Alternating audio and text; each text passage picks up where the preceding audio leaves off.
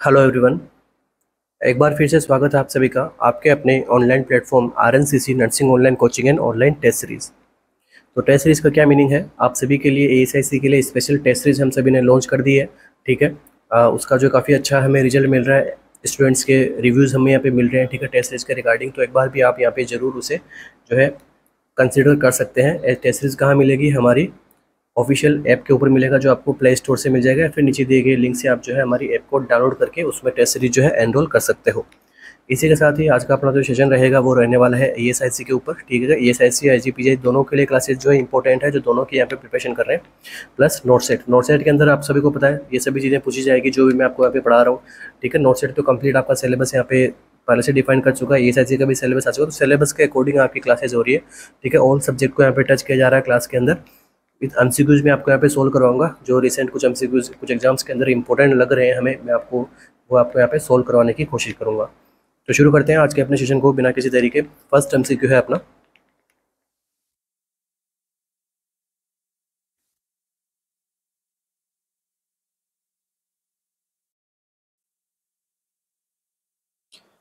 MCQ है आपके सामने।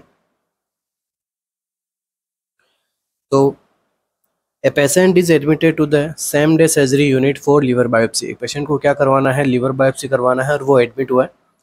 विच of the following laboratory test assesses coagulation. अब आपको क्या करना है? कौन कौन से लेबोरेटरी टेस्ट करवाने हैं जो क्या किसको असेस करते हैं? कोगुलेशन को। Select all that apply. तो अब इन ऑप्शंस में से कौन कौन से ऐसे ऑप्शंस हैं जो कोगुलेशन स्टडीज़ के बारे में बताते हैं, जो कि एक रिकमेंडेशंस रहती है किसी भी प्रकार के इन्वेजिव प्रोसीजर से पहले। क्योंकि अगर ये स्टडी अगर अब नॉर्मल आएगी तो हो सकता है आपने जो इन्वेजिव प्रोसीजर किया है उससे क्या हो, ब्लीडिंग हो, हेमरेज हो, पेशेंट जो है शॉक में चला जाए। तो जो है किसी भी प्रकार के इन्वेजिव प्रोसीजर से पहले हम क्या करते हैं? कोगुलेशन स्टडी करते हैं।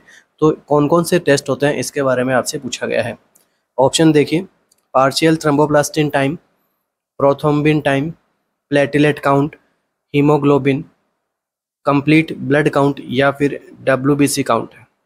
ABCDEF, इन पांचों में से कौन से ऐसे टेस्ट है जो कोगुलेशन स्टडीज के बारे में बताते हैं? तो मल्टीपल आंसर्स यहाँ पे करेक्ट होने वाले हैं। एज एज यू नो, मैंने पहले ही बता दिया कि ये जो है आज का अपना सेशन है कैसे रहने वाला है। तो क्या आंसर होगा यहाँ पे?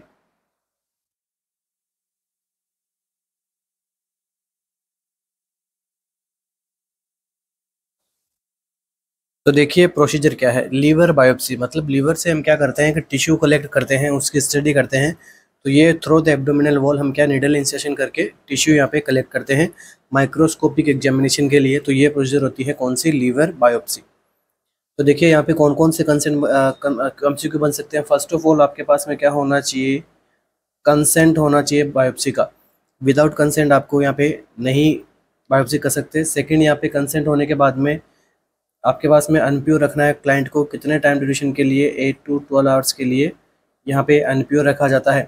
ठीक है, ये ऑथेंटिक चीज़ें हैं सारी की सारी, यहाँ पे प्रैक्टिकली और थ्योरेटिकली अप्लाई होती है। ठीक है, उसके बाद में जो है हमें क्या करना है? क्लाइंट को यहाँ पे प्लेसमेंट देना है।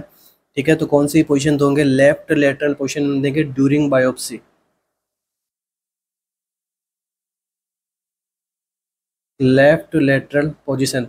एंड आपसे पूछा जाए आफ्टर बायोप्सी कौन सी पोजीशन दोगे, तो राइट लेटरल पोजीशन। डायरेक्टली हम जो है लीवर के ऊपर क्या रखेंगे? प्रेशर डालेंगे with pillow under the liver. ठीक है, लीवर के साइड पे क्या रखेंगे? पिलो रखेंगे ताकि एडिशनल प्रेशर पड़े और ब्लीडिंग के चांसेस क्या हो जाए? कम हो जाए। तो ड्यूरिंग और आफ्टर दोनों का पता होना चाहिए।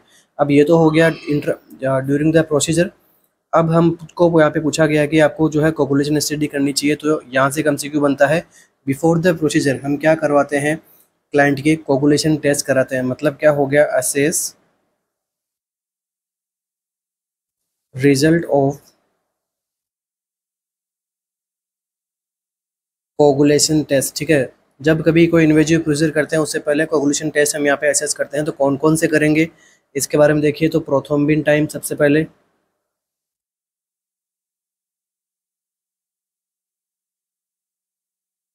इसके बाद में क्या होगा? पार्शियल थ्रोम्बोप्लास्टिन टाइम,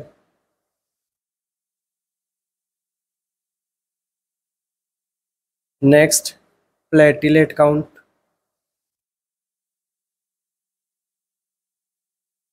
तो इनका हम क्या करते हैं, यहाँ पे स्टडी करते हैं, इनका लेवल हम देखते हैं। अगर ये जो है फॉर एग्जांपल अगर पीटीआईएनआर वो बढ़ा हुआ है, प्लेटलेट काउंट अगर कम है, तो इससे क्या हो सकता है, क्लाइंट को रिस्क हो सकती है किसकी, ब्लीडिंग होने की।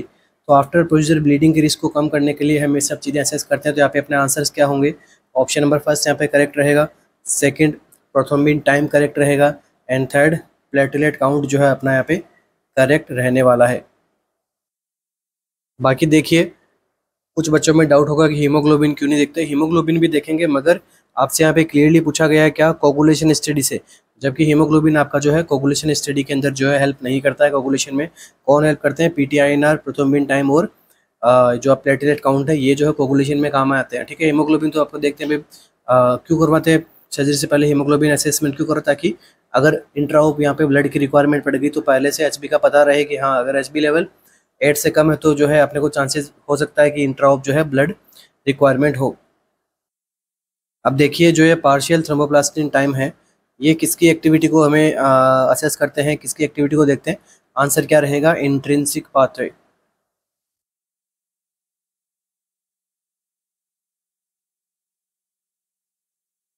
नेक्स्ट अगर आपसे पूछ ले प्रोथ्रोम्बिन टाइम, तो ये किसके लिए काम में आता है, तो एक्सट्रिंसिक पाथवे के लिए।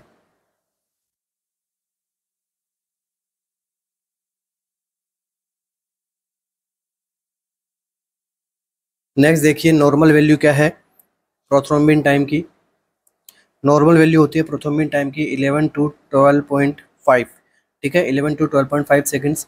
इसके बाद में एपीटीटी की ये कितना रहता है, 30 टू 40 सेकेंड्स यहाँ पे रहता है। आईएनआर, आईएनआर कितना रहता है, 0.9 से 1.2। अब अगर हमने क्या दिया है, एंटी कोगुलेशन दिया है, तब इनकी जो थेरापेटिक रेंज है वो यहाँ पे चेंज हो जाएगी। ठीक है, इनको जो है हमें 3 से मल्टीप्लाई करना होगा, तो अपना यहाँ पे रेंजेस जो है यहाँ पे चेंज हो जाएगी। तो एपीटीटी का जो है चेंजेस क्या रहेगा, 46 से लेके 70 तक अगर होता है, अगर ऑन एंटी कोगुलेशन थेरेपी, तो ये थेरापेटिक रेंज के अंदर माना जाएगा। नेक्स्ट देखिए आईएनआर, तो आईएनआर अगर 2 to 3 है, ये भी जो है आपको यहाँ पे थेरापेटिक रेंज में ही है। ठीक है, आफ्टर एंटी कोगुलेशन, इससे अगर अल्ट्रेशन हो तो फिर वो जो है आपको हेल्थ केयर प्रोवाइडर को क्या करना है, इन्फॉर्म करना है। तो ये रहा आपका एमसीक्यू। तो कुछ चीज़ें हैं इसके अंदर समझने लायक। अब देखो, आपने जो है टेस्ट कर लिए, पोजीशन दे दी, आपने सब कुछ देख लिया। अब यहाँ से एक एमसीक्यू ये भी बनता है,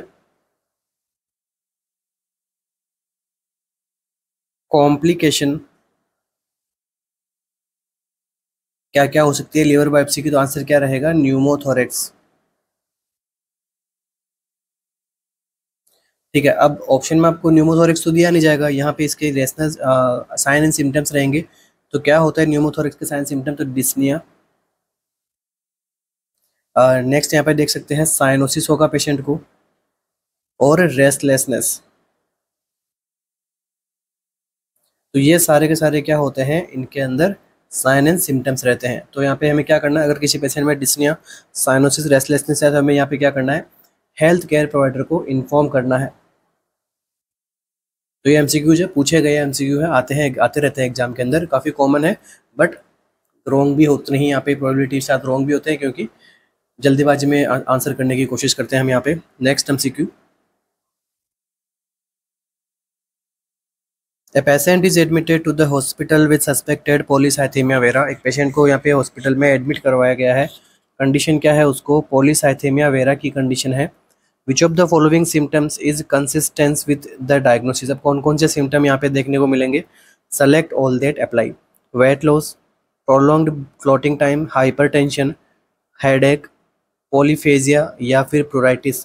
कंडीशन क्या है, पॉलीसाइथेमिया वेरा की कंडीशन है, तो कौन कौन से साइन सिम्टम यहाँ पे शो होते हैं।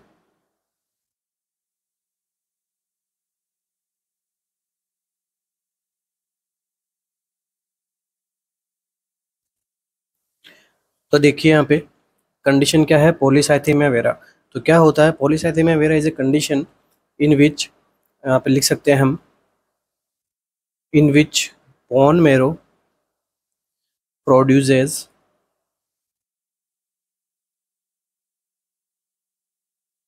To much red blood cells. Bone marrow यहाँ पे क्या प्रोड्यूस करता है, एक्सेसिव अमाउंट के अंदर रेड ब्लड सेल्स को प्रोड्यूस करता है। अब इसके दो चांसेस होते हैं, ठीक है। दो चांसेस क्या होते हैं, एक तो यहाँ पे हो सकता है कोई यहाँ पे जीन के अंदर कोई डिफॉर्मिटी हो, दूसरा चांसेस क्या हो सकता है बॉडी में क्या हो रहा है, हाइपोक्सिया हो। तो देखिए दो टाइप की पॉलीसाइथेमिया वेरा होती है, first one is primary and second one is secondary. तो प्राइमरी पॉलीसाइथेमिया वेरा के अंदर आपको क्या देखने को मिलता है, आपकी बॉडी में एक जीन होता है, क्या नाम है इसका, JAK2 जीन। इस जीन के अंदर क्या हो जाता है, म्यूटेशन, जिससे होने वाली कंडीशन को हम यहाँ पे क्या कहते हैं, माइलोप्राइली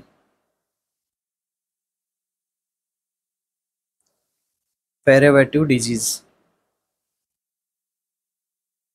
ठीक है, कोई नहीं पूछेगा आपको इसका नाम, बस बता रहा हूँ कि भाई इस डिजीज के अंदर भी जो क्या होता है, JAK2 जीन में म्यूटेशन होते हैं, जिसकी वजह से क्या होता है, आपकी बॉडी जो है एक्सेसिवली प्रोड्यूस करती है टू मच आरबीसीज। अब यहाँ पर कुछ भी इरिथ्रोपोइटिन के बारे में नहीं है, जस्ट अगर ये जीन में म्यूटेशन हो जाएगा फिर भी आपकी बॉडी में जो है आरबीसी डेवलप होगी। यहाँ पे इरिथ्रोपोइटिन कम भी होगा ज़्यादा होगा उससे डिपेंड नहीं है, ये डिसऑर्डर होनी चाहिए। सेकेंडरी में क्या होता है, सेकेंडरी में मेन कोज क्या होता है, हाइपोक्सिया। आपकी बॉडी में क्या हो रहा है, हाइपोक्सिया हो रहा है, टिश्यू इस्चेमिया हो रहा है, या फिर किडनी के अंदर कोई डिसऑर्डर है, ठीक है। अब इस या फिर कोई हार्मोनल प्रॉब्लम है। अब इसकी वजह से क्या होगा, आपकी बॉडी में इरिथ्रोपोइटिन का यहाँ पे लेवल बढ़ेगा, जिसकी वजह से क्या होगा, इरिथ्रोपोइटिन ये क्या है, हार्मोन होता है, इसका लेवल बढ़ेगा, जिसकी वजह से आरबीसी जो है यहाँ पे ज़्यादा बनेगी। तो बॉडी में देखो ओवरऑल हो क्या रहा है, आरबीसी का प्रोडक्शन होना, इसे हम क्या कहते हैं, पॉलीसाइथेमिया वेरा। अब ये जब आरबीसी का जो एक्सेसिव प्रोडक्शन है, ये ब्लड के अंदर क्या कोज करेगा, विस्कोसिटी को बढ़ाएगा। तो यहाँ पे मैं लिख सकता हूँ हाइपर विस्कोसिटी, इंक्रीज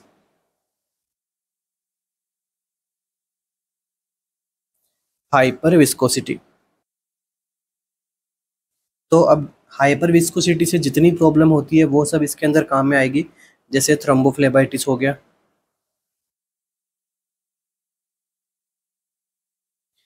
इसके बाद में और क्या होगा, वर्टिगो और डीजीनेस, बॉडी में थ्रोम्बस बन जाएंगे, या फिर इन्हें हम क्या कहेंगे, क्लॉट। साथ में जो है हीमोग्लोबिन का टाइम भी जो है यहाँ पे हीमोग्लोबिन का अमाउंट भी जो है मोर देन 3 टाइम्स हो जाएगा, HCT का लेवल भी मोर देन 25% जो है यहाँ पे इंक्रीज हो जाएगा। ये सारे इसके साइंस सिम्टम्स की बातें। और यहाँ पे कैसे हो सकता है, सेकेंडरी कोई पर्सन स्मोकिंग कर रहा है, ठीक है, तो उसको यहाँ पे हो सकता है, हाई एल्टीट्यूड में कोई रहते हैं, ठीक है, डायूरेटिक यूज, डायूरेसिस की वजह से, एक्सेसिव डायूरेसिस कोज की वजह से हो सकता है, वो क्रोनिक डिजीज है, इन सब की वजह से पॉलीसाइथेमिया वेरा वाली कंडीशन देखने को मिल सकती है। अब देखो जब हाइपर विस्कोसिटी होती है तो आपकी बॉडी में जो है क्लॉट वगैरह बनते हैं, तो इनका ट्रीटमेंट करने के लिए हम क्या करते हैं, कौन सा ट्रीटमेंट काम में लेते हैं, फ्लेबोटोमी।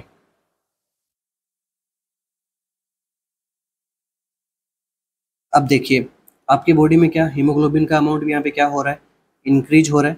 तो यहाँ पे एक बात मैं लिख सकता हूँ कि यहाँ पे आपकी बॉडी में क्या होगा, आयरन का जो स्टोरेशन है, आयरन भी आपकी बॉडी में क्या होगा, एक्सेसिव हो जाएगा, या आयरन भी यहाँ पे बॉडी में ज़्यादा देखने को मिलेगा। तो ये कंडीशन होती है क्या, हीमोक्रोमेटोसिस।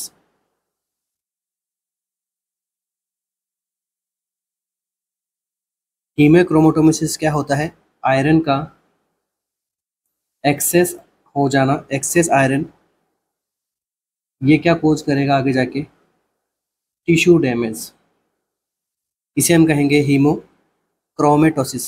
सेकंड होता है हीमोसिडेरोसिस, इसे हम क्या कहते हैं, excess iron accumulation.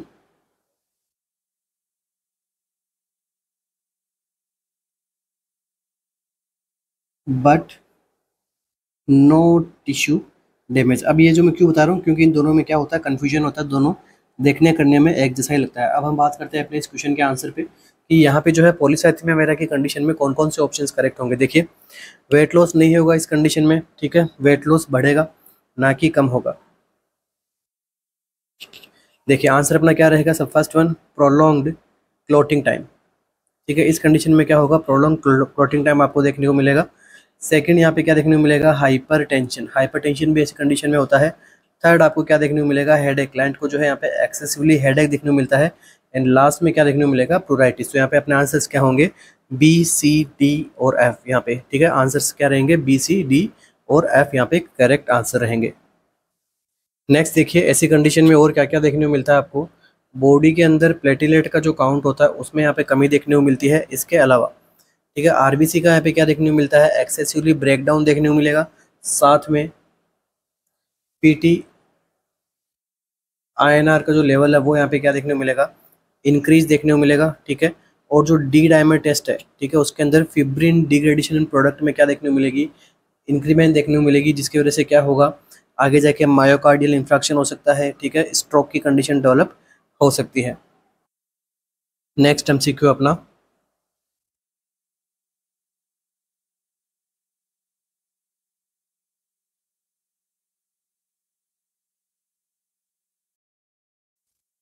Next MCQ की ओर बढ़ने से पहले आप सभी के लिए एक छोटी सी information.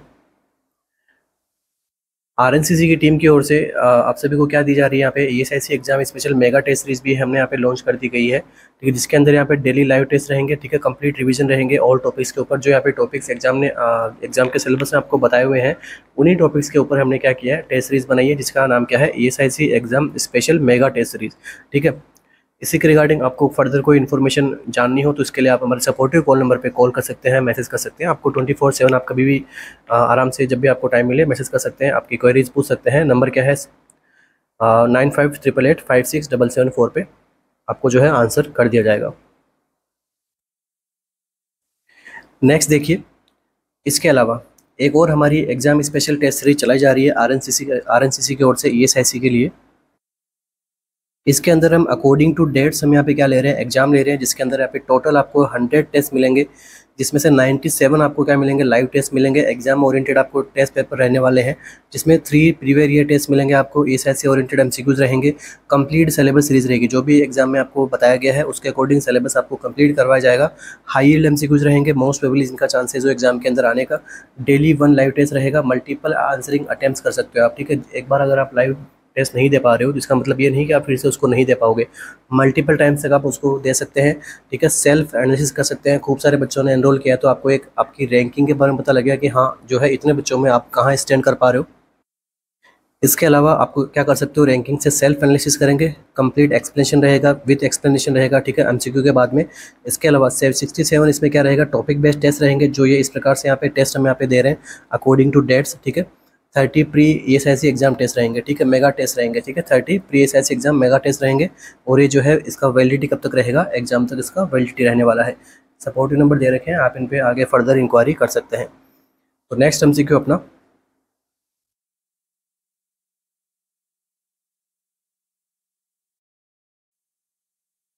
The nurse is teaching the client how to use metered dose inhaler. एक नर्स एक टीच कर रही है क्लाइंट को कि कैसे यूज में लेना है मेटर्ड डोज इनहेलर को, to administer a corticosteroid drug. ठीक है, उसको क्या एडमिनिस्टर करना है, कॉर्टिकोस्टेरॉइड ड्रग को। विच of the following client action indicate that he is using the MDI correctly. अब कौन सा ऐसे स्टेटमेंट्स होंगे जिनमें ऐसे देख के लग रहा है कि वो क्या कर रहा है, एकदम करेक्टली जो है एमडीआई को यूज कर रहा है। तो सेलेक्ट ऑल दैट अप्लाई। तो कौन कौन से स्टेटमेंट क्लाइंट ऐसे करेगा, कौन कौन से एक्टिविटी एक्शन एक्शन ऐसे करेगा क्लाइंट जो कि एक करेक्ट रहेगा एमडीआई को यूज करने में। The inhaler is held upright. Inhaler को जो है यहाँ पे अपराइट पोजिशन में हेल्ड किया हुआ है। Head is tilt down wheel inhaling the medication. Client wait 5 minutes between puff. Mouth is rinsed with water following administration. Client lies supine for 15 minutes following administration.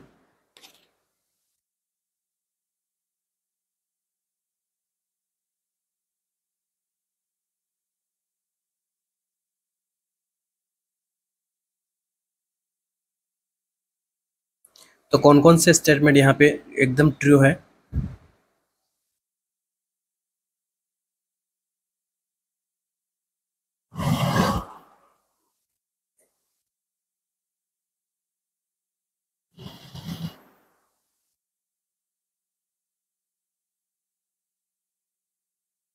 तो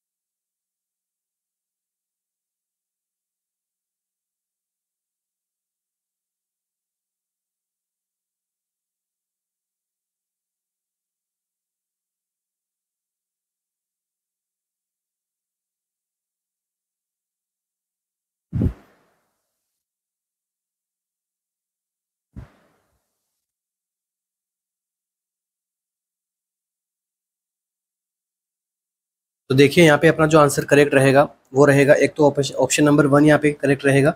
सेकंड यहाँ पे जो option अपना रहेगा करेक्ट वो रहेगा ऑप्शन नंबर डी। ठीक है, देखिए यहाँ पे क्या है, the inhaler is held upright. सबसे पहले बिल्कुल सही बात है कि इनहेलर को आपको क्या करना है, अपराइट पोजीशन में आपको हेल्ड करना है। ठीक है, उसके बाद में आपको क्या करना है, आराम से बैठ जाना है, आराम से शांति से। ठीक है, स्ट्रेट पोजीशन में सुपाइन जो है स्टैंड पोजीशन में या फिर सीटिंग पोजीशन में आपको जो है बैठना है स्ट्रेट। उसके बाद में आपको क्या करना है, इनहेलर को क्या करना है, शेक करना है। ठीक है, अगर कोई ले रहा है तो इनहेलर को क्या करना है, शेक करना है। उसके बाद में हेड को जो है टिल्ट बैक करना है यहाँ पे। ठीक है, हेड को क्या करना है, टिल्ट बैक करना है। उसके बाद में इनहेलर को यहाँ पे माउथ के अंदर क्या करना है, पुट करना है। फिर एक क्या करना है, बफ लेना है। ठीक है, फिर इनहेलर क्विकली आपको क्या करना है, बफ लेना है। उसके बाद में जो है ब्रीथ करना है, यहाँ पे ब्रीथ करना है। कितने टाइम मिनट तक, 3 to 5 सेकेंड्स तक आपको ब्रीथ करना है। उसके बाद में 10 सेकेंड्स तक हमें क्या करना होता है, ब्रीदिंग को होल्ड करना होता है। ठीक है, 10 सेकेंड्स को क्या करना है, ब्रीदिंग को होल्ड करना है। उसके बाद में वापस से आप जो है नेक्स्ट आप जो है यहाँ पे पफ यहाँ पे ले सकते हैं एज प्रिस्क्राइब्ड। ठीक है, तो देखिए यहाँ पे क्या लिखा है, clients wait 5 minutes between puff. तो ये यहाँ पे नीडफुल नहीं है, एक ड्रग के अंदर ये नीडफुल होता है। वो आंसर क्या रहेगा, एल्ब्यूट्रॉल। अगर क्वेश्चन में यहाँ पे एल्ब्यूट्रॉल होता तो उस मेडिकेशन में हम क्या करते हैं, थोड़ा गैप देके फिर बाद में दोबारा से हम मेडिकेशन देते हैं, जबकि यहाँ पे अपना आंसर सी नहीं होगा। ठीक है, वापस से हमने क्या किया, पफ लिया। पफ लेने के बाद में 10 सेकंड तक क्या किया, हमने होल्ड किया। उसके बाद में वापस से अब ब्रीथिंग आपको करना है। लास्ट में फाइनली क्या करना है, ओवरडोज ना हो जाओ। ठीक है, ओरली भी तो यहाँ पे पड़ी रहेगी मेडिकेशन, तो उसके लिए हमें क्या करना है, रिंस करना है। ठीक है, माउथ को वाटर के साथ में। तो इस प्रकार से आपको क्या करना है, एमडीआई डोज को यहाँ पे इनटेक करना है, वो क्लाइंट को बताना। तो कौन कौन से स्टेटमेंट ऐसा है जो कर रहा है वो, मतलब वो करेक्टली है। तो एक तो the inhaler is held upright, second mouth is rinsed with water following administration. A and D option यहाँ पे क्या होंगे, करेक्ट आंसर होंगे। Next MCQ, the nurse is teaching a client with polycythaemia vera about potential complication from the disease. यहाँ पे disease के complications के बारे में नर्स क्या करिए, टीच करिए क्लाइंट को। Which manifestation would the nurse include in the client's teaching plan. अब यहाँ पे कौन कौन से मैनिफेस्टेशन है जिन्हें नर्स क्या करेगी, क्लाइंट के टीचिंग प्लान में इंक्लूड करेगी। Select all that apply. Hearing loss के बारे में, विजुअल डिस्टर्बेंस के बारे में, हेडेक के बारे में, ऑर्थोपनिया के बारे में, गाउट के बारे में, या फिर वेट लॉस के बारे में।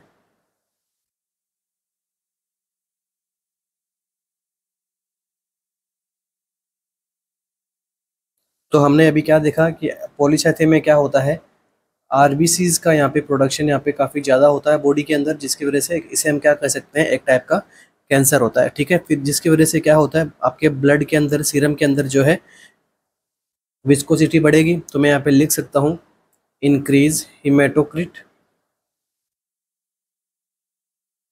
हिमेटोक्रिट का लेवल बढ़ेगा। सेकंड, हाइपर वोलेमिया होगा यहाँ पे,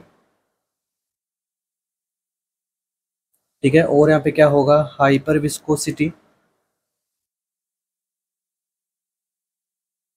और यहाँ पे क्या देखने को मिलेगा, हाइपर टेंशन। तो ये तो हो गए इसके कॉमन साइन सिम्टम। अब देखिए कौन कौन से आंसर्स यहाँ पे करेक्ट है इनके अलावा, और कौन से साइन सिम्टम्स के बारे में टीचिंग करना है। तो देखिए सबसे पहले रॉन्ग स्टेटमेंट को हटा देते हैं। पॉलीसाइथेमिया वेरा के अंदर जो है हियरिंग लॉस नहीं होता है, ठीक है। हियरिंग लॉस नहीं होता है। इसमें अगर प्रॉब्लम होगी तो किससे होगी, हाइपर विस्कोसिटी से होगी, ठीक है। मतलब विस्कोसिटी बढ़ेगा, हाइपरटेंशन होगा, इनकी वजह से प्रॉब्लम आएगी। तो हियरिंग के अंदर यहाँ पे प्रॉब्लम नहीं देखने को मिलेगी। सेकंड देखिए विजुअल डिस्टर्बेंस। तो यहाँ पर जो है विजुअल डिस्टर्बेंस पॉलीसाइथेमिया वेरा वाले पेशेंट्स के अंदर यहाँ पे देखने को मिलता है। नेक्स्ट क्या है, हेडेक। तो हाइपरटेंशन की कंडीशन है, हेडेक कॉमनली देखने को मिलेगा। नेक्स्ट ऑर्थोपनिया, ठीक है। ऑर्थोपनिया की कंडीशन भी यहाँ पे देखने को मिलेगी, क्योंकि ब्लड कैसा है, थिक है यहाँ पे। तो ऑर्थोपनिया के साथ में और कौन कौन साइन सिम्टम आएंगे, तो फटीग होगा क्लाइंट को, थोड़ा बहुत वर्क करेगा तो। साथ में जो है यहाँ पे डिजीनेस देखने को मिलेगा, ठीक है। शॉर्टनेस ऑफ ब्रीथ देखने को मिलेगा। इस प्रकार के साइन सिम्टम्स आएंगे। लास्ट एंड फाइनल देखिए जो आंसर अपना यहाँ पे करेक्ट रहने वाला है वो रहेगा ऑप्शन नंबर ई, गाउट। गाउट के अंदर क्या होता है, यूरिक एसिड का लेवल बढ़ता है, तो एक्सेसिव आरबीसी जो है वो यूरिक एसिड का लेवल भी जो यहाँ पे इंक्रीज करती है, जिसकी वजह से यहाँ पे क्लाइंट को क्या होगा, गाउट की कंडीशन भी देखने को मिलती है। तो यहाँ पे अपने ऑप्शंस कौन से करेक्ट हुए, बी, सी, डी और ई। Next MCQ.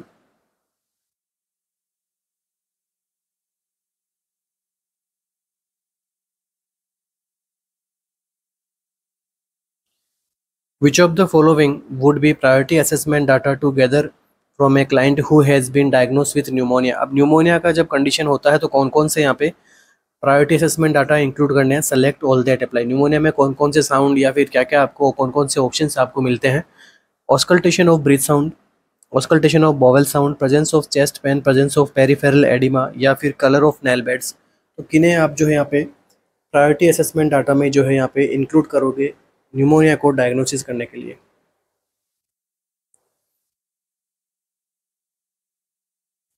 तो यहाँ पे कौन कौन सी फिजिकल फाइंडिंग आपको देखने को मिलेगी।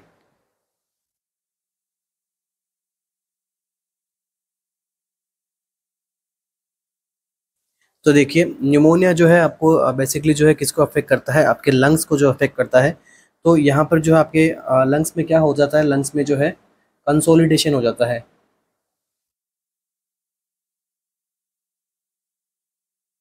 ठीक है। जिसकी वजह से यहाँ पे लंग्स क्या होगा, अफेक्ट होता है, इन्फेक्शन होता है वहाँ पे। तो देखिए जब आप रेस्पिरेटरी असेसमेंट करते हो तो आपको जो है ब्रीथ साउंड वहाँ पे 100% देखने को मिलेंगे अगर क्लाइंट को क्या है, न्यूमोनिया है। नेक्स्ट एमसीक्यू बनता है कि कैसा ब्रीथ साउंड मिलता है, answer is low pitch sound, या फिर लो पिच वीजिंग साउंड आपको यहाँ पे देखने को मिलेगा। या फिर वीजिंग से भी अच्छा हम बात करें तो क्या होगा यहाँ पे, रोंकी साउंड, ठीक है। वीजिंग से भी अच्छा प्रायोरिटी पे आंसर अगर पूछ ले आपसे तो क्या देना है, तो लो पिच यहाँ पे जो है साउंड मिलेगा, कैसा, रोंका ही साउंड आपको यहाँ पे देखने को मिलेगा। और ये क्या इंडिकेट करता है, ये साउंड इंडिकेट करता है किसको, न्यूमोनिया को। नेक्स्ट देखिए ऑस्कल्टेशन ऑफ बोवेल साउंड, बिल्कुल यहाँ पे करेक्ट आंसर नहीं होगा, क्योंकि न्यूमोनिया जो है बेसिकली लंग्स को अफेक्ट करता है। Next presence of chest pain, जी हाँ बिल्कुल न्यूमोनिया वाले पेशेंट में जो है चेस्ट पेन देखने को मिलता है, ठीक है। Next colour of nail bed, अगर न्यूमोनिया का पेशेंट है तो उनमें अगर हाइपोक्सिया वगैरह हो रहा है तो जो है नेल बेड के अंदर आप क्या चेक कर सकते हो, साइनोसिस। तो साइनोसिस का होना यहाँ पे, ठीक है, तो जिसकी वजह से जो है नेल बेड का कलर में भी क्या आएगा, चेंजेस देखने को मिलेगा। तो पेरिफेरल एडिमा इस कंडीशन में नहीं देखने को मिलता है। अगर मिलता है तो वो लेटर स्टेज के अंदर मिलेगा। बट आपको यहाँ पे देखो क्यों पूछा क्या गया है कि डायग्नोसिस में हेल्प करे, ऐसे कौन से यहाँ पे असेसमेंट डाटा हैं जो आपके डायग्नोसिस में हेल्प करे न्यूमोनिया को। तो auscultation breath sound, presence of chest pen जिसे हम क्या कहते हैं प्लूराइटिक चेस्ट पेन, दूसरा कलर ऑफ नेल बेड, ये तीनों यहाँ पे जो है इसके डायग्नोसिस को और ज़्यादा मजबूत बनाते हैं कि हाँ क्लाइंट को क्या है, न्यूमोनिया है। Next MCQ.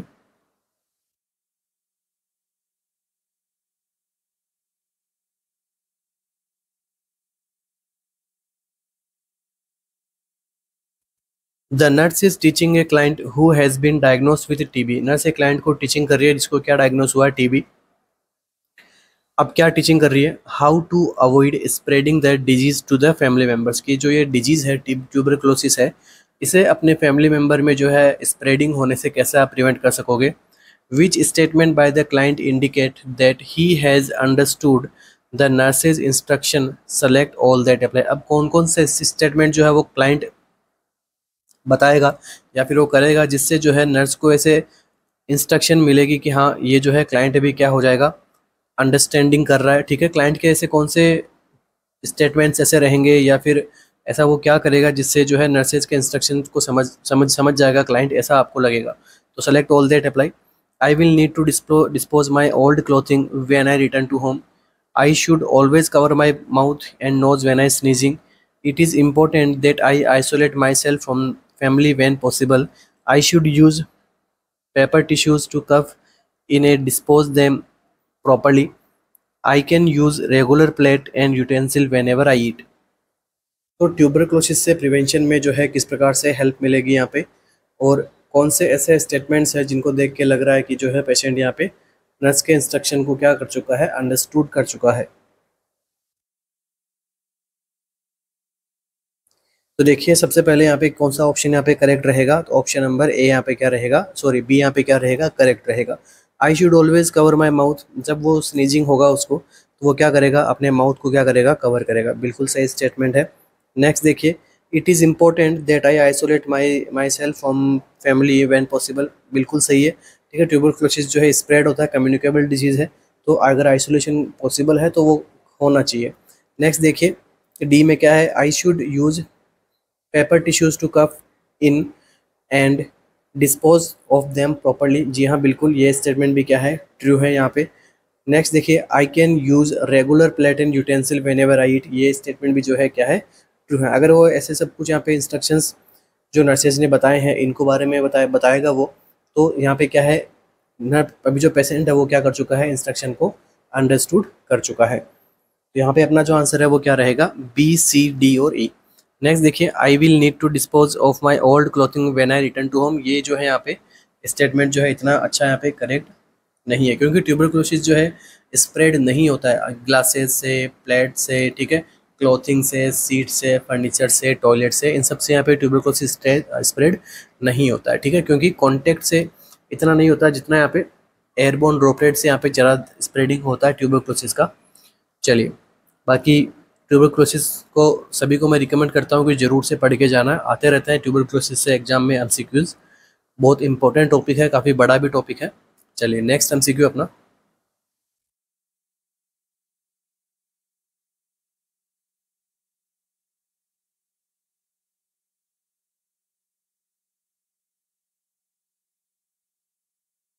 The nurse is admitting A client with hypoglycaemia, nurse एक एडमिट कर रही है क्लाइंट को, कंडीशन क्या है उसकी, हाइपोग्लाइसीमिया हो रखा है। Identify the sign and symptom the nurse should expect, अब यहाँ पे नर्स जो है हाइपोग्लाइसीमिया के कौन कौन से साइन को एक्सपेक्ट करेगी, सेलेक्ट ऑल दैट अप्लाई, सारे ऑप्शंस को क्या करना है यहाँ पे आपको सेलेक्ट करके बताना है।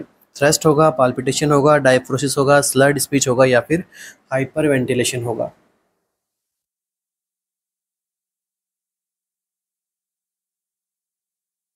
तो देखो हाइपोग्लाइसीमिया कब होता है, जब आपका या फिर किसी भी पेशेंट का प्लाज्मा ग्लूकोज लेवल है वो किससे कम जाए, 70 mg/dl, ठीक है, ग्लूकोज लेवल किससे कम जाए, 70 mg/dl से नीचे जाए, इसे हम कहते हैं हाइपोग्लाइसीमिया। बट यहाँ पे आपको पूछा है साइन एंड सिम्टम्स के बारे में, तो आपको हाइपोग्लाइसीमिया के साइन एंड सिम्टम्स कब अपीयर होते दिखाई देंगे, मतलब कितना लेवल कम जाएगा तो आपको बॉडी में साइन एंड सिम्टम्स आने लगेंगे, तो आंसर क्या रहेगा, 55 mg/dl अगर होगा तो बॉडी में साइन एंड सिम्टम्स जो है हाइपोग्लाइसीमिया के आने स्टार्ट हो जाएंगे। तो कौन कौन से साइन आपको देखने को मिलेगा, सबसे पहले जो आंसर यहाँ पे रहेगा वो रहेगा पाल्पिटेशन, जी हाँ बिल्कुल, जब हाइपोग्लाइसीमिया होता है तो बॉडी में क्या होगा, पाल्पिटेशन देखने को मिलता है। अब इस पाल्पिटेशन से क्या होगा, आपका सिंपैथेटिक नर्वस सिस्टम स्टिमुलेट होगा, ये क्या रिलीज करेगा, एपिनेफ्रिन को, ठीक है, अब ये दोनों मिलके क्या क्रिएट करेंगे, ग्लूकोज के लेवल को आपस से बॉडी में मेंटेन करने को हेल्प करेंगे, इसलिए पाल्पिटेशन होता है। नेक्स्ट देखिए, डायफोरोसिस बिल्कुल सही है। जब हाइपोग्लाइसीमिया होता है तो बॉडी में क्या देखने को मिलता है, डायफोरोसिस होता है। इनका रीजन भी क्या है, एपिनेफ्रिन एंड नॉरएपिनेफ्रिन।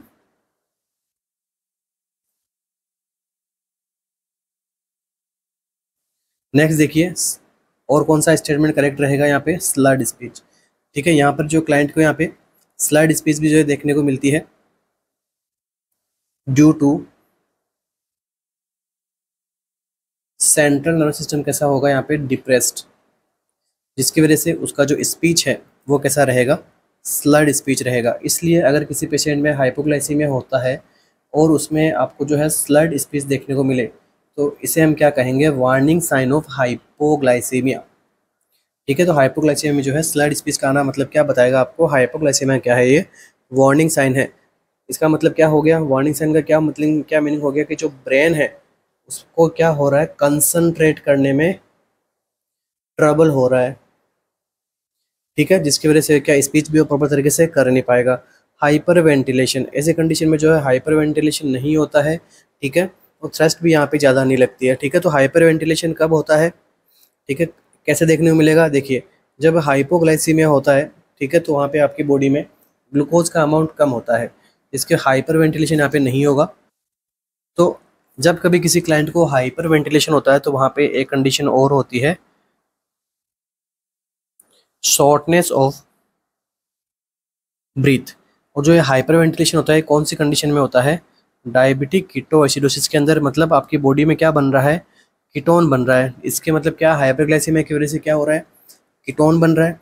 अभी कीटोन को आपको बॉडी से क्या करता है, आपकी बॉडी इसको बाहर निकालती है, एक तो लंग्स के थ्रू, दूसरा यूरिन के थ्रू। तो ये लंग्स से कैसे निकालेगी, शॉर्टनेस ऑफ ब्रीथ होगा, हाइपर वेंटिलेशन होगा, कुसुमल रेस्पिरेशन करवाएगी। ठीक है, तो कुसुमल रेस्पिरेशन किस में होता है, डायबिटिक कीटोएसिडोसिस में होता है। जबकि वो यहाँ पे आप, तो यहाँ पे क्या पूछा है आपसे, हाइपोग्लाइसीमिया पूछा है, तो थ्रस्ट भी किस में लगती है, डायबिटिक मेलिटस में लगती है, हाइपोग्लाइसीमिया में थोड़ी लगती है। तो ऑप्शन नंबर बी, सी और डी क्या होंगे यहाँ पे करेक्ट स्टेटमेंट होंगे। नेक्स्ट एमसीक्यू,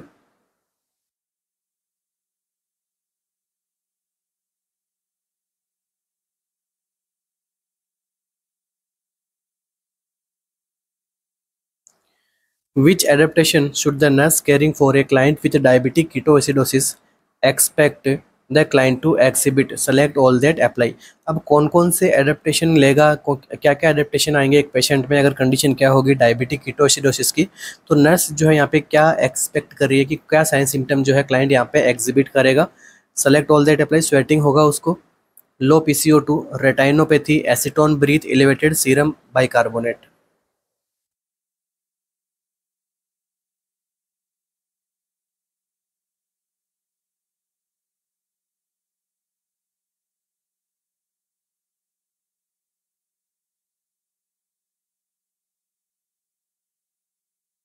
तो देखिए क्या आंसर यहाँ पे करेक्ट रहेगा डायबिटिक कीटोएसिडोसिस वाली कंडीशन में।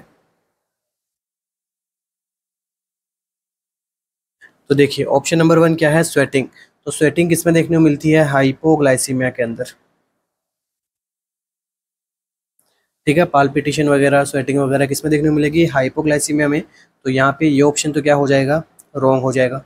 नेक्स्ट देखिए, लो PCO2। अब आप सभी को पता है कीटोन कैसा रहता है, एसिडिक नेचर का रहता है। तो आपकी बॉडी इस एसिडिफाई को, इस एसिडिक मीडियम को कम करने के लिए दो तरीके से कम करती है। एक होता है लंग्स के थ्रू, एक होता है किडनी के थ्रू, यूरिन से बाहर निकल जाएगा। अब लंग्स से कैसे होगा, लंग्स से आपकी बॉडी क्या करेगी, हाइपर वेंटिलेशन करेगी एंड डीप रेस्पिरेशन करेगी। ठीक है, जिसकी वजह से क्या होगा, ये क्या बॉडी से रिलीज करेगा PCO2, क्योंकि कार्बन डाइऑक्साइड भी कैसी होती है, एसिडिक नेचर की होती है। तो ये आपकी बॉडी को कंपनसेशन करने के लिए, ठीक है, जो एसिडिक है उसको कंपनसेट करने के लिए हाइपर वेंटिलेशन होता है। ठीक है, जिस जो भी मैंने आपको बताया है, तो जिससे क्या होगा, PCO2 का लेवल बॉडी में कम देखने को मिलेगा। तो ऑप्शन नंबर बी क्या रहेगा यहाँ पे करेक्ट स्टेटमेंट रहेगा, रेटाइनोपैथी डायबिटिक कीटोसिडोसिस के अंदर। तो रेटाइनोपैथी क्या है, एक प्रकार की माइक्रोवेस्कुलर डिसऑर्डर है।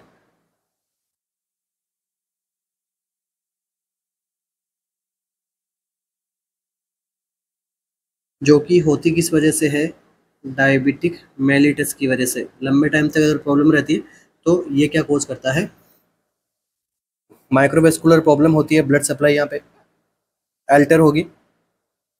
तो इस कंडीशन में क्या होता है, जो पेशेंट का जो विजन होता है उसमें डिसबैलेंस देखने को मिलता है, मतलब अल्ट्रेशन होता है विजन में, आगे जाके प्रॉब्लम हो सकती है। ठीक है, तो विजन डैमेज हो सकता है। मतलब ये क्या डैमेज करता है, रेटाइना को। भाई जब कहाँ किसी एक ऑर्गन की ब्लड सप्लाई अच्छी नहीं रहेगी तो वो क्या होगा, फर्दर आगे जाके डैमेज होगा, जिसकी वजह से क्या कोज होगा, ब्लाइंडनेस। और एक किस में कोज होता है, अनकंट्रोल्ड डायबिटिक मेलिटस वाली कंडीशन में।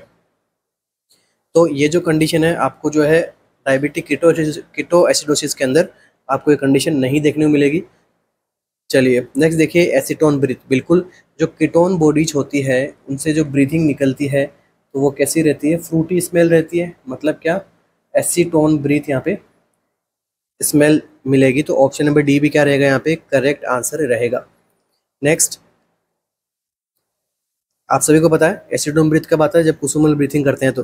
ठीक है, कुसुमल ब्रीथिंग क्या होती है, लेबर्ड डीप ब्रीथिंग होती है, टेकिपनिक ब्रीथिंग होती है।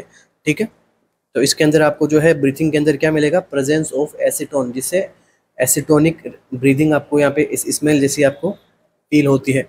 नेक्स्ट देखिए, ऑप्शन नंबर ई, एलिवेटेड सीरम बाइकार्बोनेट। तो यहाँ पे तो क्या हो रहा है, डायबिटिक कीटोएसिडोसिस का यहाँ पे ओवर प्रोडक्शन हो रहा है।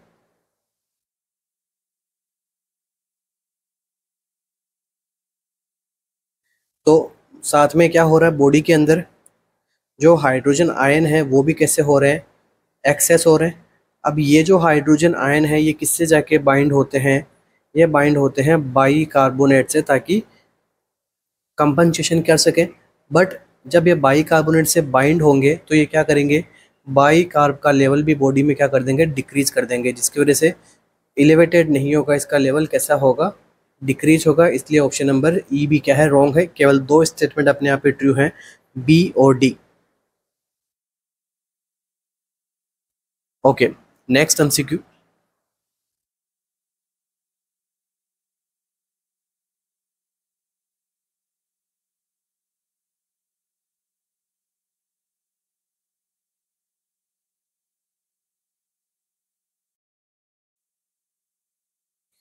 When planning care of A client with ulcerative colitis, जब आप एक अल्सरेटिव कोलाइटिस के पेशेंट की केयर प्लानिंग कर रहे हैं, हु इज एक्सपीरियंसिंग सिम्टम्स, जो एक अल्सरेटिव कोलाइटिस वाला पेशेंट क्या कर रहा है, सिम्टम्स को भी एक्सपीरियंस कर रहा है। Which client care activities can the nurse appropriately delegate to an unlicensed assistance. अब यहाँ पर इस क्लाइंट की जो केयर की जा रही है, इन केयर में से कोई एक ऐसी एक्टिविटीज है या फिर कुछ ऐसी एक्टिविटीज है जो नर्स क्या कर सकती है, डेलीगेट कर सकती है। डेलीगेट का मतलब होता है कि आ, किसी और को भी करने दे रही है। ठीक है, दायित्व किसी और को भी दे रही है यहाँ पे वो काम करने का। ठीक है, डेलीगेट करना।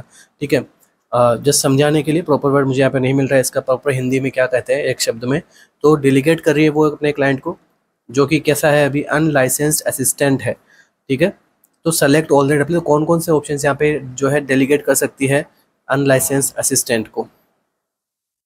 Assisting the clients bowel sound, providing skin care following bowel movement, evaluating the client's response to antidiarrheal medications, maintaining intake and output records, obtaining the client's weight।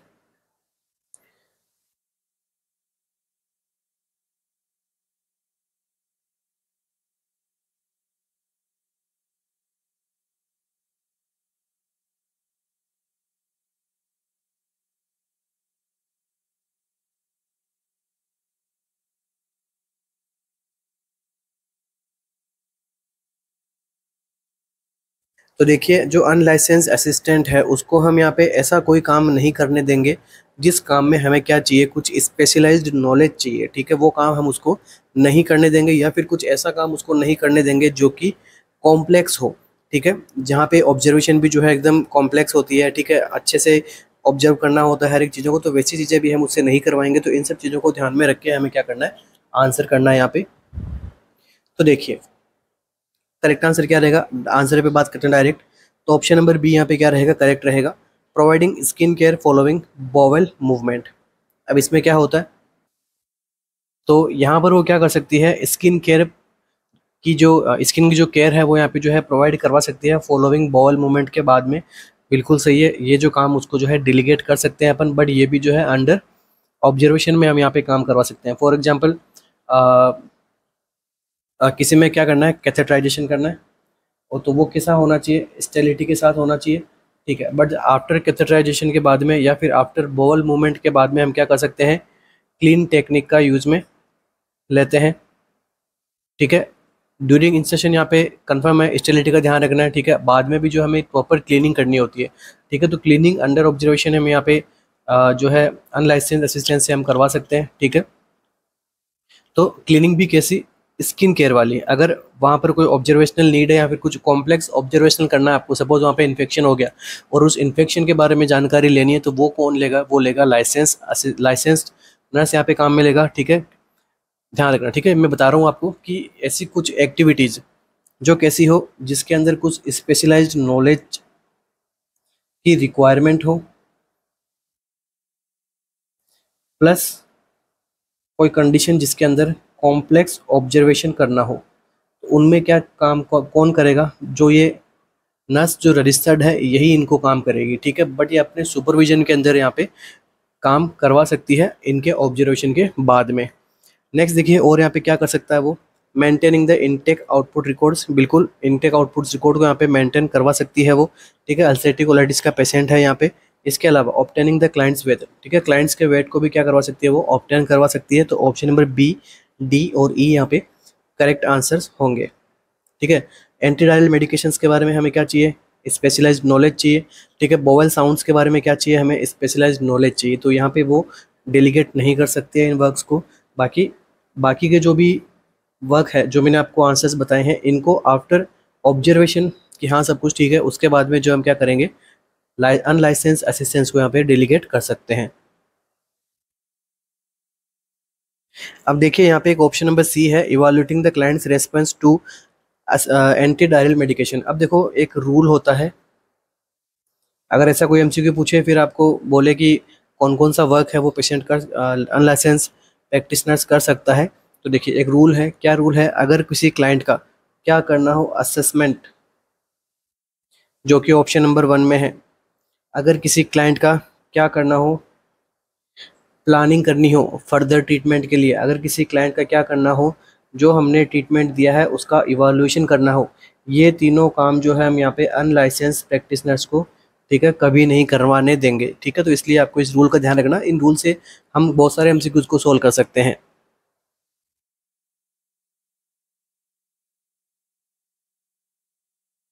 तो इसके अलावा और कौन कौन से साइन जो है या फिर कौन कौन से वर्क को हम डेलीगेट कर सकते हैं, तो फॉर एग्जांपल जैसे बाथिंग हो गया, फीडिंग हो गया, ठीक है। अगर विदाउट कोई स्पेशल नॉलेज नहीं चाहिए फीडिंग करने के लिए, तो नॉर्मली खिलाना है तो वहाँ पे प्रोवाइड करवा सकते हैं, ठीक है। इसके अलावा वाइटल साइंस को असेस करना है, ठीक है, वाइटल साइन मॉनिटर लगा है, बस उनको देख के यहाँ पे रिकॉर्ड करना है, तो वो यहाँ पे कर सकता है, ठीक है। वेट मेजरमेंट करना है, एलिमिनेशन को यहाँ पे देखना है कि हुआ नहीं हुआ है, ठीक है। सेफ एनवायरनमेंट का देखना है कि क्लाइंट के पास में एनवायरनमेंट कैसा है, सेफ है। तो ऐसे काम जो हम यहाँ पे डिलीगेट कर सकते हैं अनलाइसेंस्ड असिस्टेंट को। नेक्स्ट एमसीक्यू,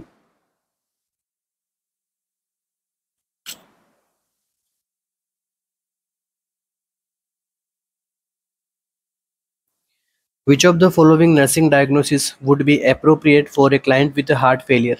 जब एक क्लाइंट है उसका कंडीशन क्या है, हार्ट फेलियर की कंडीशन है, तो कौन से जो नर्सिंग डायग्नोसिस है वो क्या रहने वाले हैं, यहाँ पे अप्रोप्रिएट रहने वाले हैं। Select all that apply. Ineffective tissue perfusion related to decrease peripheral blood flow secondary to decrease cardiac output. Activity intolerance related to increase cardiac output. Decrease cardiac output related to structural and functional changes. impaired gas exchange related to decrease sympathetic nervous system activity। तो यहाँ पे आपसे पूछा गया है nursing diagnosis के बारे में, तो कौन कौन से नर्सिंग डायग्नोसिस यहाँ पे अप्रोप्रिएट रहेंगे, क्लाइंट को है क्या का हार्ट फेलियर की कंडीशन है।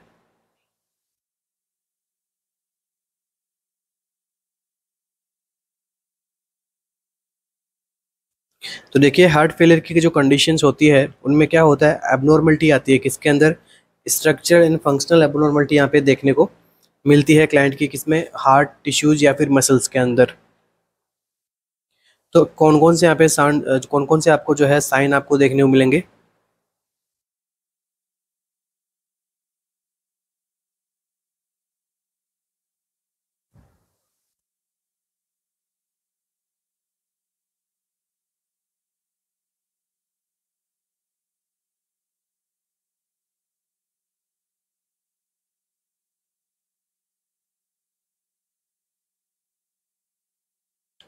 तो देखिए यहाँ पे सबसे पहले ऑप्शन नंबर 1 क्या रहेगा, करेक्ट आंसर रहेगा।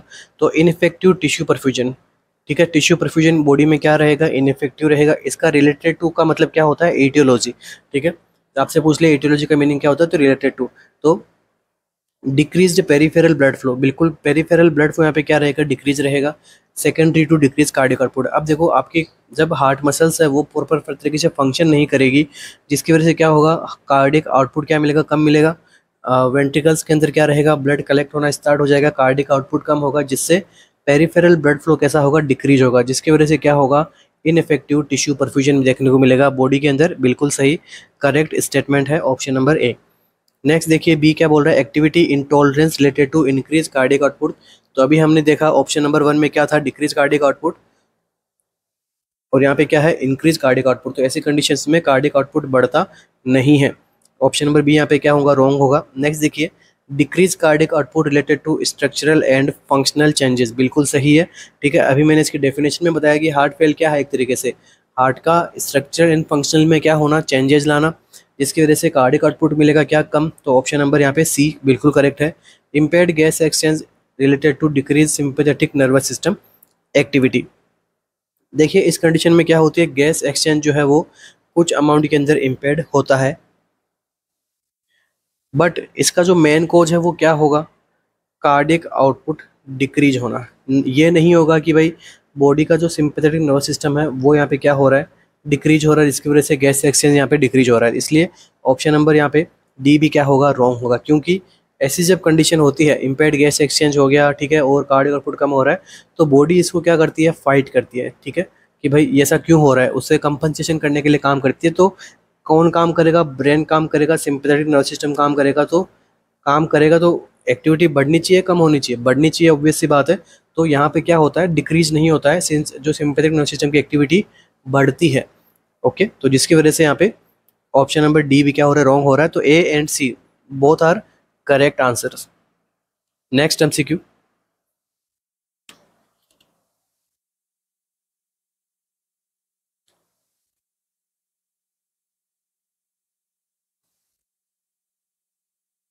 When caring for a client with central venous line, जब एक क्लाइंट की हम केयर कर रहे हैं, क्लाइंट को क्या है, सेंट्रल वेनस लाइन है।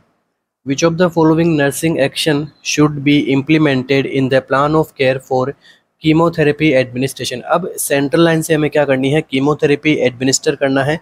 तो कौन से नर्सिंग एक्शन जो है यहाँ पर इम्प्लीमेंटेड होंगे क्लाइंट की केयर करने में, select all that apply. Verify patency of the line by the presence of blood return at regular interval. Inspect the insertion site for swelling, erythema, or drainage. Administer a cytotoxic agent to keep the regime on schedule even if blood return is not present. If unable to aspirate blood, reposition the client and encourage the client to cough. ई क्या बोल रहा है, contact the health care provider about verifying placement if the status is questionable. तो कौन कौन से statement जो है यहाँ पे, या फिर कौन कौन से नर्सिंग एक्शन को हमें क्या करना है, यहाँ पे अप्लाई करना होगा, कीमोथेरेपी देनी है सेंट्रल लाइन से, क्या क्या स्टेटमेंट यहाँ पे करेक्ट रहने वाले हैं। तो देखिए जब हम एक कीमोथेरेपी देते हैं तो ये कीमोथेरेपी क्या करती है, इरिटेशन भी पहुंचाती है वेसल्स को, ठीक है। तो ये भी बात ध्यान में रखना, उसके अकॉर्डिंग आंसर्स करना है हमें। इसके कुछ एडवर्स इफेक्ट्स भी आते हैं कीमोथेरेपी के।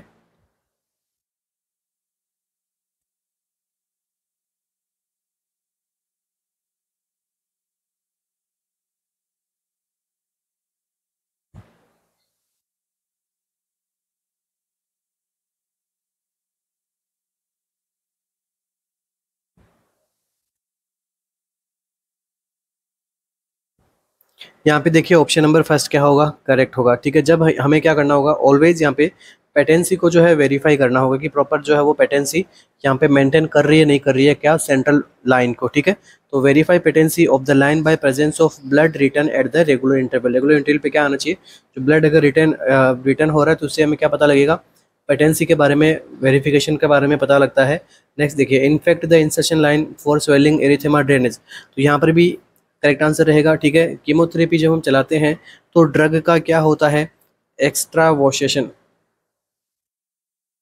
ठीक है। एक्स्ट्रा वॉशेशन होने की वजह से ये क्या करेगा, नियर बाई टिश्यू को क्या करती है, इरिटेशन देती है, जिसकी वजह से आपको हमेशा क्या करना है, इंस्पेक्ट करना, ठीक है। कीमोथेरेपी कब देते हैं, ऑन्कोलॉजी कंडीशन के अंदर।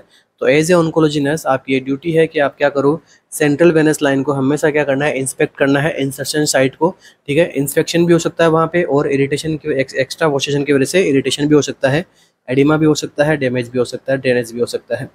Administer cytotoxic agent to keep the regime on schedule even if blood return is not present। Next आपको क्या देखना है, ऑप्शन नंबर देखिए सी क्या बोल रहा है कि साइटोटॉक्सिक ड्रग को जो रिजिम आपको दिया गया है उसको क्या करना है, एडमिनिस्टर करना है। अगर यहाँ पे ब्लड जो है रिटर्न आ रहा है नहीं आ रहा उससे मतलब नहीं है, आपको जो है यहाँ पे एडमिनिस्टर करते रहना है जो शेड्यूल्ड है, तो ऐसा नहीं करना है। ऑप्शन नंबर सी क्या है, रॉन्ग है, ठीक है। तो ब्लड जो रिटर्न है वो रेगुलर इंटरवल से हमें यहाँ पे देखने को मिलना चाहिए। If unable to aspirate blood reposition the client, encourage the client to cough, बिल्कुल सही स्टेटमेंट है। अगर यहाँ पे एस्पिरेट नहीं हो पा रहा है ब्लड सेंट्रल लाइन से तो हमें क्लाइंट को रीपोजिशन करवा के देखना है, ठीक है। क्लाइंट को कफिंग करने के लिए भी हमें कहना है। नेक्स्ट देखिए, कॉन्टैक्ट करना है हेल्थ केयर प्रोवाइडर से। अगर कैसा भी किसी प्रकार का अगर स्टेटस है सेंट्रल लाइन से रिलेटेड, अगर वो क्वेश्चनेबल है तो हेल्थ केयर प्रोवाइडर से आपको क्या करना है, कॉन्टैक्ट करना है। तो यहाँ पे अपना जो आंसर क्या रहेगा, ए बी डी और ई, ठीक है। चार ऑप्शन से मेरे यहाँ पे क्या हो रहे हैं, करेक्ट हो रहे हैं। तो ये थे अपने कुछ साटा MCQ, select all that apply MCQ, ठीक है। इन एमसीक्यूज की भी आपको प्रैक्टिस करनी चाहिए, आते रहते हैं एग्जाम के अंदर। तो हो सकता है ये ऐसे के अंदर आपको कुछ इस प्रकार के भी एमसीक्यू देखने को मिले। तो जस्ट ये जो है आपकी प्रैक्टिस है, ठीक है। प्रैक्टिस करवा रहे हैं हम यहाँ पे, ठीक है। अगर ऐसे एमसीक्यूज आते हैं तो आपको कैसे सोल्व करना है, ठीक है, कैसे सोच समझ के। सबसे पहली बात तो ये है कि अगर आपको थियरी अगर अच्छे से नहीं आएगी तो ऐसे एमसीक्यूज करना आपके लिए जो है थोड़ा मुश्किल हो सकता है, बट कोई बात नहीं, प्रैक्टिस करनी है हमें, थियरी जो है और अच्छे से सभी को प्रिपेयर करनी है। अगर यहाँ पे कोई एमसीक्यू आपका रॉन्ग हुआ है तो उसकी आपको क्या करना है, वो टॉपिक आपको क्या करना है, वापस से पढ़ना है।